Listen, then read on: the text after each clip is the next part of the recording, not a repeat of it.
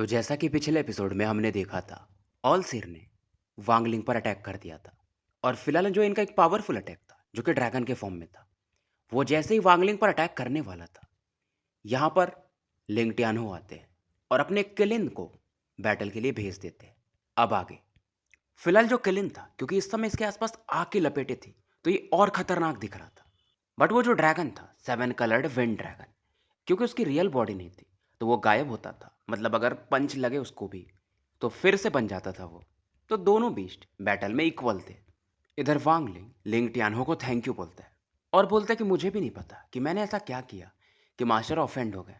अब लिंग टियानहो हंसते हैं और कुछ बताने लगते हैं कि ये चीज़ें मैं पहले भी देख चुका हूँ। तभी बीच में एक आवाज़ आ जाती है कि लिंग टियानहो, तुम ज़्यादा ही बोलते हो। मैं सब चीज़ बर्दाश्त कर सकता हूँ, लेकिन अगर तुम मेरे हेवनली फेट सेक के मैटर्स में पढ़ोगे तो नहीं। अगर तुम 3 सांसों में यहाँ से गए नहीं तो फिर मजबूर होकर जाना पड़ेगा। अब लिंग टियानो भी कहते कि ऑलसिर, तुम्हें क्या लगता है कि मैं तुमसे डरता हूँ? अब वांगलिंग थोड़ा कंफ्यूज था। पहले ये बच्चा था, इसे ऑलसिर और टियानो के बीच का पावर गैप नहीं पता था। बट अब बात अलग थी। ये जानता था कि लिंग टियानो ऑलसिर से ठीक ठाक कमजोर है, ब्लड एंसेस्टर से ज़्यादा स्ट्रांग है, लेकिन जैसे फ्लेम स्पार्क हो गए या किंग शुई हो गए, इन लोगों से बहुत वीक है। इसलिए वांगलिंग को ये लगता है कि यार ये लिंग टियानो ये 10,000 सालों से ऑलसिर का विरोध कैसे कर पा रहा है। तो वांगलिंग को भी लगता है कि भाई इनके बीच में कुछ तो सीक्रेट है। अब फिलहाल ये आवाज़ गूंजती है और लिंग टियानो थोड़ा सीरियस हो जाते हैं और ऑलसिर कहते हैं कि तुम हमारे एग्रीमेंट को लगता है भूल चुके हो। बदले में लिंग टियानो भी कहते हैं तो क्या ही फर्क पड़ता है। और ऑलसिर, अगर तुम ग्रे रोब को बाहर भी निकाल दो तो भी मैं तुमसे डरता नहीं हूँ। और इस दौरान स्पेस में हलचल होती है और ग्रे रोब्ड वाले जो ऑलसिर थे वो इस बार प्रकट होते हैं। और वांगलिंग इन्हें देखते ही पहचान जाता है कि ये वही ऑलसिर है जिन्होंने वांगलिंग को सेलेस्टियल स्लॉटर आर्ट सिखाया था। और इस दौरान जब ये अपने हाथों को इकट्ठा करते तो मानो उसमें डार्कनेस इकट्ठा होने लगा हो।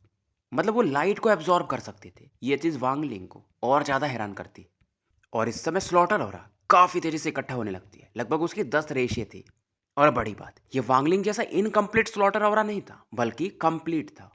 और वांगलिंग को समझ में आता है कि अगर ये पहले नहीं समझा होता, मतलब जब ये स्लॉटर आर्ट को प्रैक्टिस कर रहा था और उसे अपने पपेट में उस टाइम फ्यूज नहीं किया होता डेमन लैंड पे, अगर आपको याद हो, तो ये खुद एक स्लॉटर ऑरा का सोर्स बन जाता ऑल सीर के लिए।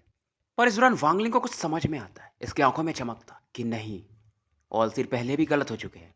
मतलब उन्होंने जब मुझे सेलेस्टियल स्लॉटर आर्ट सिखाया था तो उन्हें तो ये लगा था कि मैं उनका सोर्स बन जाऊंगा। मतलब एक तरह से मैं स्लॉटर आर्ट का सोर्स बन के इनके बॉडी में मर्ज हो जाऊंगा। लेकिन मैंने उसे ब्रेक कर दिया था। हालांकि पूरी तरह से मैंने उनको गलत साबित नहीं किया, लेकिन इनके प्लान में मैंने थोड़ा सा चेंज लाया था। तो मेरे खिलाफ यहाँ पर ये पहली बार गलत थे। इसीलिए वो मेरा डेट तो कैलकुलेट कर पाए कि मैं कब वापस लौटूंगा, लेकिन मेरा कल्टीवेशन क्या होगा उन्हें नहीं पता था। हालांकि ये गलती बहुत बड़ी नहीं थी, बट फिर भी ऑलसीर जैसा बंदा जो परफेक्ट समझता है उसके लिए एक गलती थी। तो वांगलिंग सोचता है कि अगर एक बार ये गलत हो सकते हैं तो बार बार हो सकते हैं, दोबारा भी हो सकते हैं। तो ये डेडलॉक नहीं है मेरे लिए। इधर लिंग टियानो इस ऑरा को काउंटर करने के लिए अपनी स्वॉर्ड स्टाइल, जो इनका चारों स्वॉर्ड्स थे, उन्हें यूज करते हैं और एक में बदल देते हैं।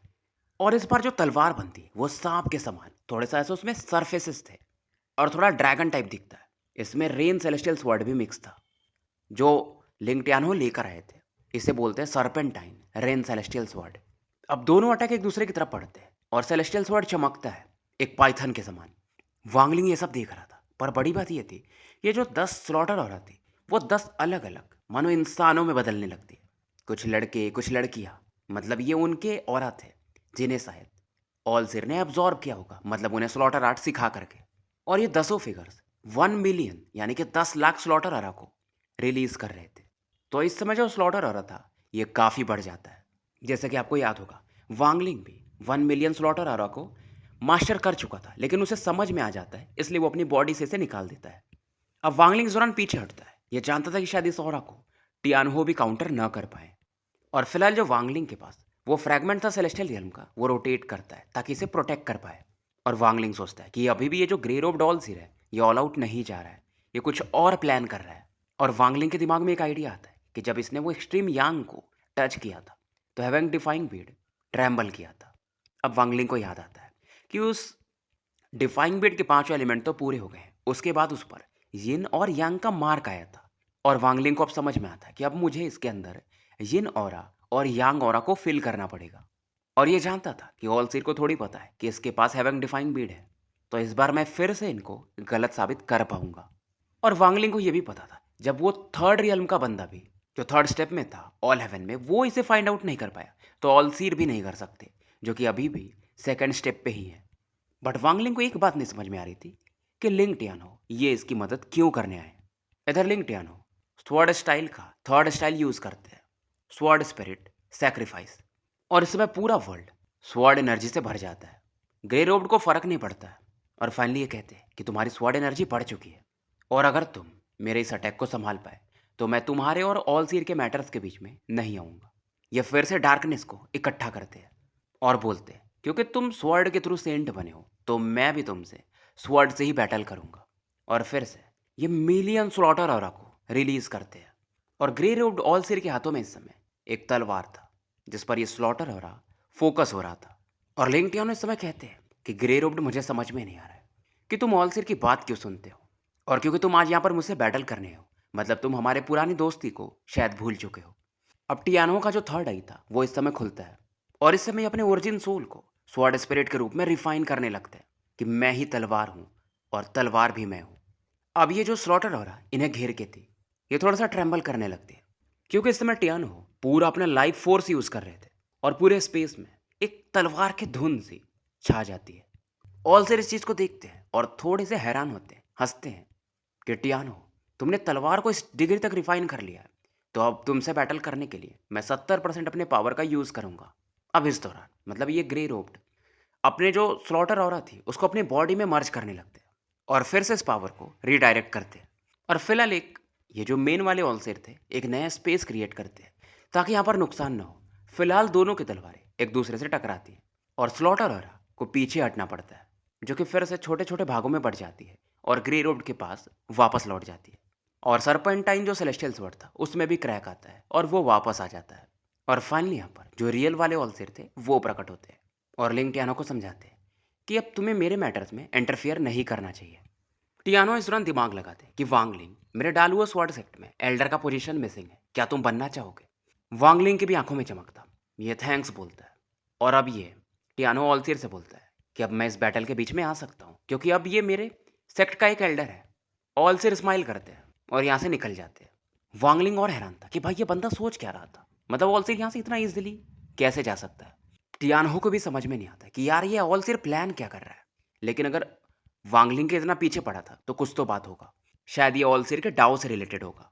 इतना इन्हें समझ में आता है क्योंकि इसको पता है, मतलब ऑलसिर को पता है कि वांगलिंग अब फोर डिवाइन सेक्ट का एक तरह से मेंबर है, फिर भी इसके पीछे जा रही है, तो इसका कुछ बड़ा प्लान होगा। शायद कुछ ऐसा करके ये फोर डिवाइन सेक्ट के बराबर लेवल पे पहुंच पाए, लेकिन ऐसा था तो ये ऐसे चला क्यों गया। और फिलहाल लिंग टियानो वांगलिंग को बताते हैं कि तुम वर्मिलियन बर्ड सीरीज के पार्ट हो, ये आदमी तुम्हारा वैसे भी कुछ नहीं कर पाएगा। वैसे तो वर्मिलियन बर्ड सीरीज में अभी 3 ही लोग हैं। वांगलिंग बताता है कि मतलब ये उनमें से एक है। लिंग टियानो स्माइल करते हैं कि मैं तुम्हें एक बात बताता हूँ, जब vermilion bird Holi emperor power में आए थे तो मैं बस एक जूनियर था, उन्होंने मेरी मदद की थी, ये इज्जत से नाम लेते हैं, लेकिन वो बहुत पुरानी बात है, क्या पता उन्हें याद भी होगा, मतलब मैं उन्हें याद हूँगा। और अगर वांगलिंग तुम अच्छा इस्तेमाल करते हो तो तुम अगले वर्मिलियन बर्ड होली एम्पर बन सकते हो, तो एक तरह से तुम मेरे बराबर पे हो। वांगलिंग भी कहता है स्वर्ड सेंट अब से मैं आपकी बात सुनूंगा। और अब ये भी वांगलिंग को फेलो कल्टीवेटर वांग कह के बुलाते हैं और बोलते हैं कि चलो डालू वो स्वॉर्ड सेक्ट, और जब टाइड अबिस ओपन होगा तो फिर हम वहाँ चलेंगे। फिलहाल रास्ते में लिंग टियानो इनके जो भी डिसाइपल्स को वांगलिंग मारा था उन बातों को याद भी नहीं करते, और लिंग टियानो काफ़ी खुश थे कि यार ये बंदा काबिल तो है, वर्मिलियन बर्ड सीरीज के नज़र में अगर कोई आ सकता है तो ऐसे तो है नहीं, और इसके पावर को ये भी टेस्ट कर चुके थे। और इधर वांगलिंग गेस कर रहा था कि ऑलसिर का प्लान कहीं लिंग टियानो हो भी तो नहीं है। अब वांगलिंग डालुओ प्लेनेट के पास था और एक स्वॉर्ड ऑरा फील करता है। इसके बारे में लिंग टियानो बताते हैं कि ये एक दूसरे प्लेनेट का हिस्सा है जिसे ब्रिलियंट वॉइड हेल कहा जाता है, उससे काट के इसे बनाया गया था, जो कि प्लेनेट टियानियन से भी 1000 गुना ज़्यादा बड़ा था। इसे मास्टर वॉइड स्पिरिट ने काटा था, जो कि ब्रिलियंट वॉइड कल्टीवेशन सेक्ट के थे। अब वांगलिंग ब्रिलियंट वॉइड का नाम सुनता है दूसरी बार, पहली बार इसने किंग शुई के मुंह से सुना था, और उन्होंने बताया था कि अलायंस स्टार सिस्टम का नाम ये नहीं था, पहले उसका नाम ब्रिलियंट वॉइड स्टार सिस्टम था।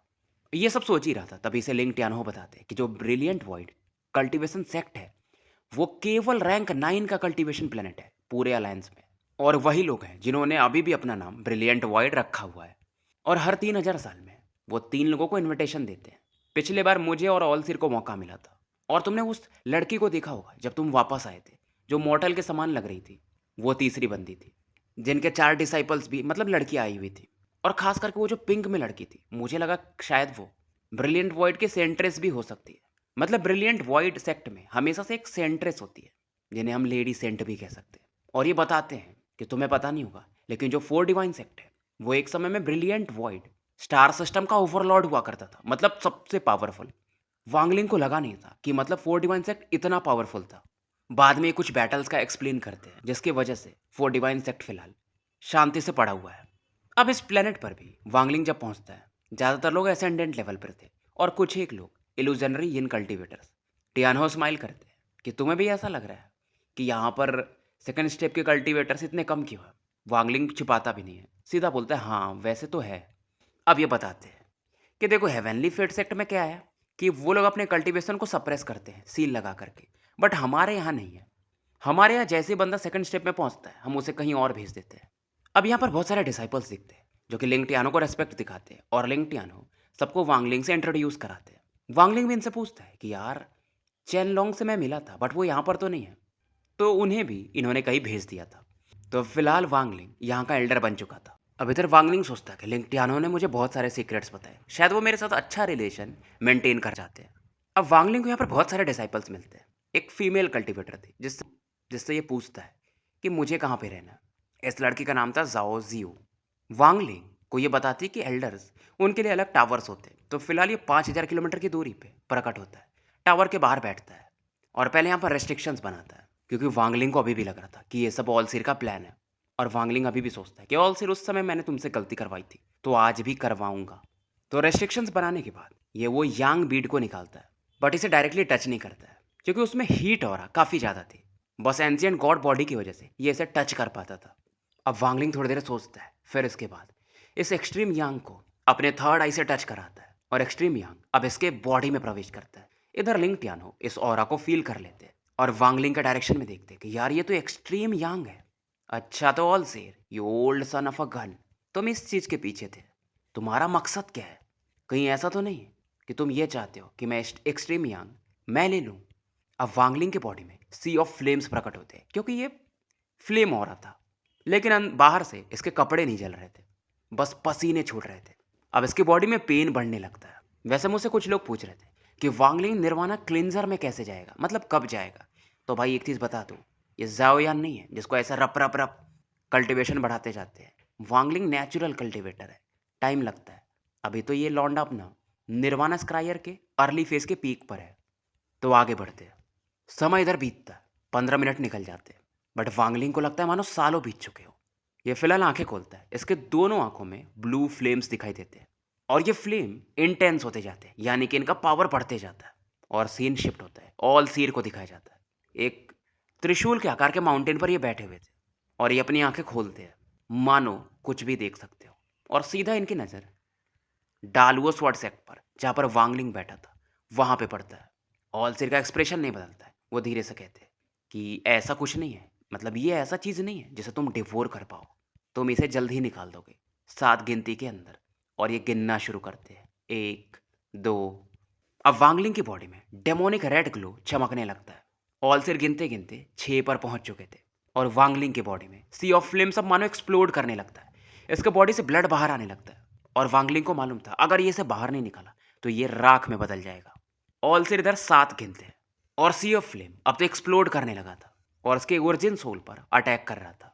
पर तभी हेवेंग डिफाइंग बीट, जो कि वांगलिंग के ओरिजिन सोल में मर्ज हो चुका था, वो प्रकट होता है, और जो फ्लेम बढ़ रहे थे उन्हें निपटाने लगता है, मतलब एब्जॉर्ब करने लगता है।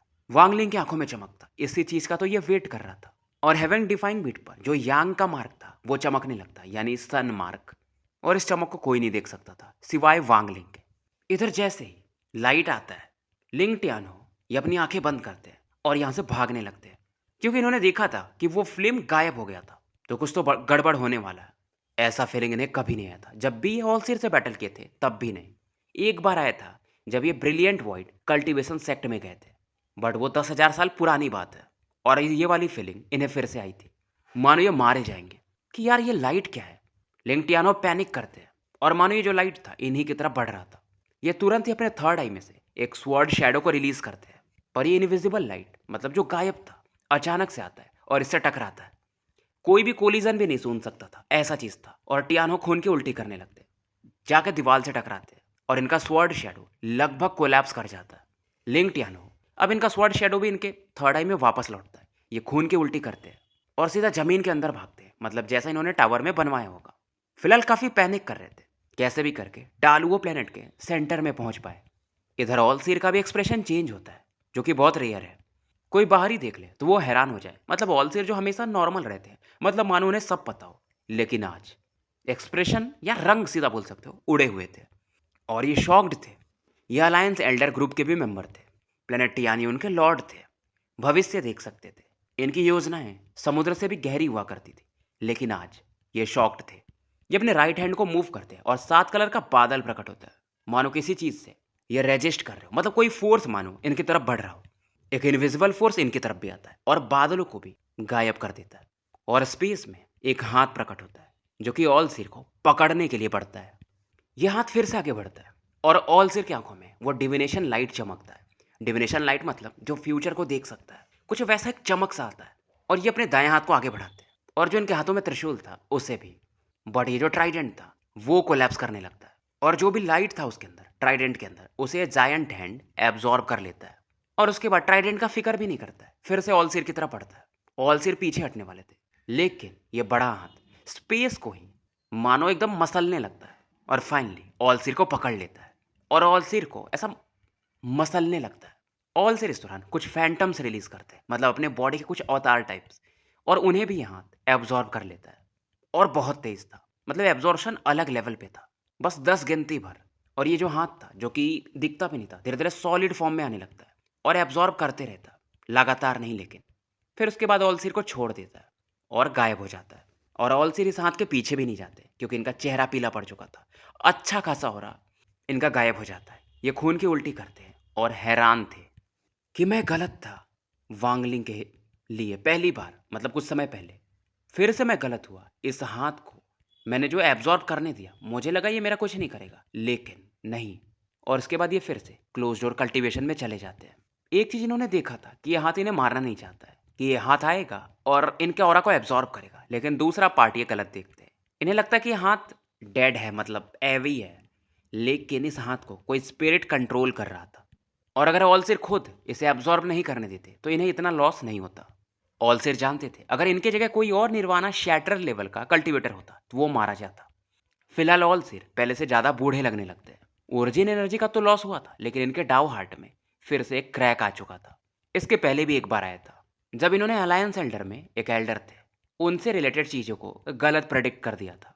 फिर ये उनसे दोबारा मिले थे तो उन्होंने इन्हें कुछ समझाया था डाउ के बारे में। तब जाकर के इनका वो जो डाउ हार्ट में क्रैक आया था वो भरा था, और उसे भरने में 10,000 साल लग गए थे। फिर इनका डाउ हार्ट कंप्लीट हुआ था, लेकिन फिर से ये प्रॉब्लम आ चुका था। इनका कहाँ प्लान था कि ये अपने डाउ को हेवेंस के जगह रिप्लेस कर देंगे, यानी लगा देंगे। और ये वांगलिंग के बारे में सोचते हैं कि डेमन स्पिरिट लैंड में भी मेरा प्रोडिक्शन थोड़ा सा गलत हुआ था, बाकी चीज़ें तो सही थी। इधर लिंगटियानो पैनिक कर रहा था और प्लेनेट के सेंटर की तरफ बढ़ता है, लेकिन अभी भी इसे फील हो रहा था कि मानो वो लाइट इसे चेज कर रही हो। और इनका प्लान ये था कि इस प्लेनेट के अंदर में एक फ्लेम है जिसकी मदद से ये शायद इस पावर को रजिस्ट कर पाए। इधर वो जो लाइट था वो एक हाथ में बदलता है और लिंगटियानो की तरफ दोबारा बढ़ता है। और लिंगटियानो सोचते हैं कि यार बस मैंने वांगलिंग को देखा था, बस अपने डिवाइन सेंस से ये चीज़ तो मेरे पीछे पड़ चुका है। टियानो उस फ्लेम के करीब था, पर तभी जो जायंट हैंड था बस वो अपने को ऐसा घुमाता है, ऐसा हवा के झोंके के समान, जैसे चमाट मारते। और टियानो दोबारा से खून की उल्टी करता है, लेकिन पीछे नहीं पलटता है, फ्लेम की तरफ ही बढ़ता है। जो फ्लेम था वो वर्मिलियन बर्ड के जैसा चमक रहा था, मतलब उसका शेप ले रहा था ब्लैक वर्मिलियन बर्ड जैसा। लेकिन टियानो अब आगे बढ़ ही नहीं पाता है, क्योंकि जायंट हैंड इसे ब्लॉक कर देता है और इसे भी मसलने लगता है, मानो इसका ओरिजिन सोल, इसका फ्लैश, इसका ब्लड सब खत्म होने लगा हो।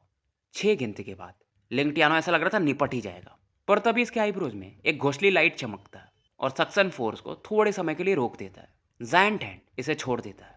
6 गिनती में इसका ये हालत था, तो ऑलसिर का क्या हुआ होगा, ये ऐसा सोचता है। ये जानता था अब इसे क्लोज डोर कल्टीवेशन में जाना पड़ेगा, तभी ये कुछ कर पाएगा। इधर वांगलिंग को दिखाया जाता है, जो कि टावर के बाहर ही था और सी ऑफ फ्लेम्स गायब हो चुके थे। वहां पर ब्राइट लाइट चमक रही थी हेवन डिफाइंग बीड के अंदर से, और वांगलिंग ने देखा था कि ये लाइट दो भागों में बटी थी। एक लिंग टियानो की तरफ गई थी और दूसरी ऑलसीर की तरफ। बट वांगलिंग को नहीं पता था कि दूसरी लाइट कहाँ पर गई थी, एक का पता था। लेकिन दोनों लाइट सेम टाइम में वापस फिर आ जाती है और हेवन डिफाइंग बीड ट्रेम्बल करता है। सन पैटर्न जो था इस पर यानी यांग मार्क वो चमकता है दोनों लाइट के वापस आने के बाद और रोटेट करने लगता है। इधर डालुओ स्वॉर्ड सेक्ट वाले थोड़े चिंतित थे, मतलब कुछ तो फील हुआ था उन्हें भी। जैसे जैसे डिफाइंग बीड इन दोनों ऑराओं को एब्जॉर्ब कर रहा था, तेजी से इसका रोटेशन बढ़ने लगता है। और वांगलिंग को इससे कोई फर्क नहीं पड़ रहा था, मतलब इसे अच्छा फील होता है, एक वार्मथ हो रहा। और इसका जो ओरिजिन एनर्जी है वो भी अब तेजी से रोटेट कर रहा था, साइकिल पूरा कर रहा था, मतलब इसके बॉडी में हर एक जगह घूम रहा था। और वांगलिंग के भी बॉडी में ये जो यांग ऑरा का थोड़ा सा अंश था वो मिक्स हो जाता है। तो इसका जो ओरिजिन एनर्जी था उसमें भी चेंजेस आते हैं, ओरिजिन सोल में भी चेंजेस आते हैं।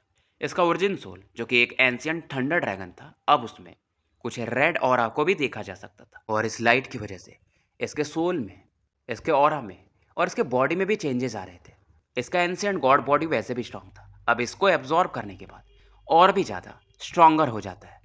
समय बीतता है और 10 दिन निकल जाते हैं और वांगलिंग अपने अंदर होने वाले चेंजेस को फील कर रहा था।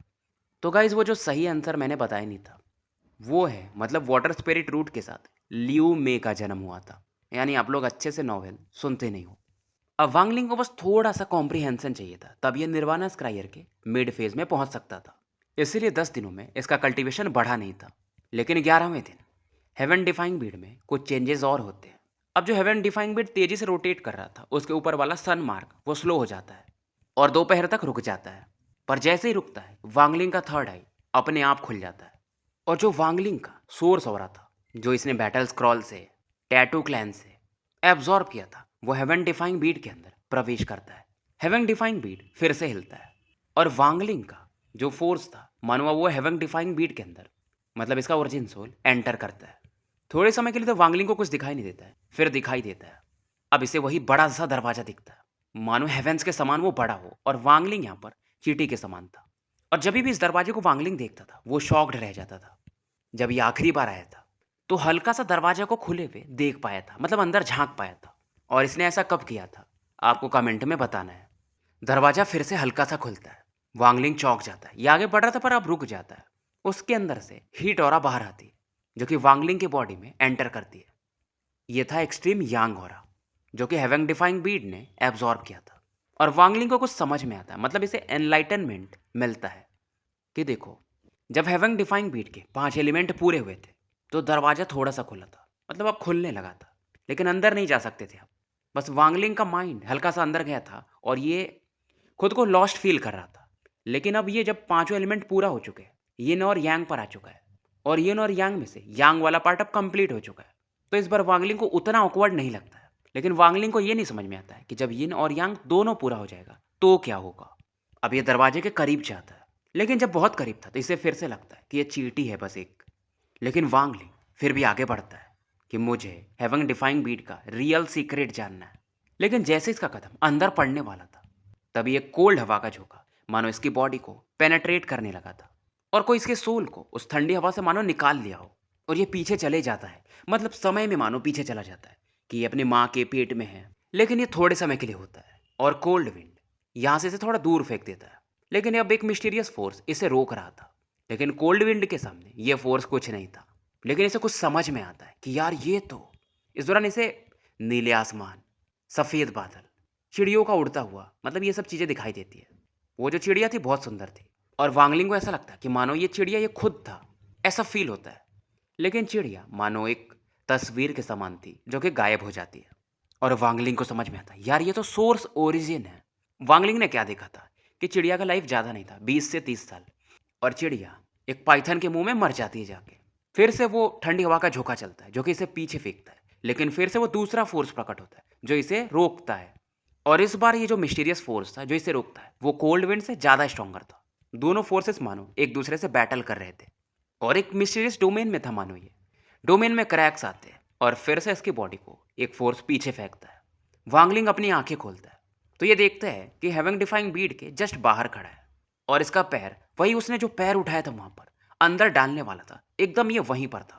और सब चीज़ें तभी हुई थी जब इसने जस्ट अपना पैर उठा के अंदर डालना चाहा था।